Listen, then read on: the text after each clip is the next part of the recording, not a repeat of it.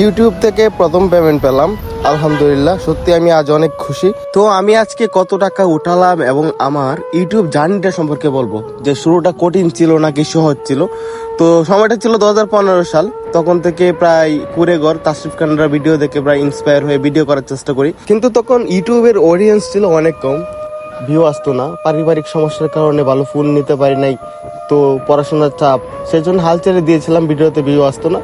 তারপরে এভাবে সময় এগোতে থাকে, আস্তে আস্তে কিছু করার প্ল্যান করি কিন্তু কিছু হয় না।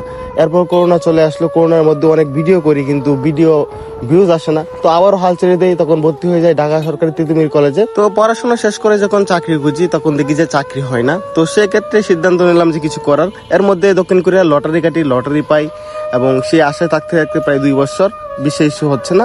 তো ভাবলাম যে কিছু একটা করি। তো আবারও পুরোনো প্রেমে পড়ে গেলাম যে ইউটিউব জার্নি বা ফেসবুক জার্নি শুরু করি। হ্যাঁ, আপনাদের দোয়াতে এখন অনেক ভালো আছি। তো এই মাসে পেমেন্ট উঠালাম 15,000 টাকা। অনেকেই ছিলেন হয়তো অপেক্ষায় যে আমি আজকে কত টাকা উঠাইছি এটা জানার জন্য। তো 15,000 টাকা উঠাইছি।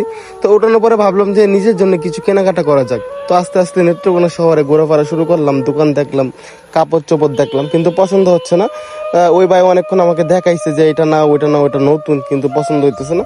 আসলে আমি ভালো মানুষ, সাদা কাপড় এগুলো আসলে ময়লা হয়ে যাবে, তারপরে আমার ভাসবে না।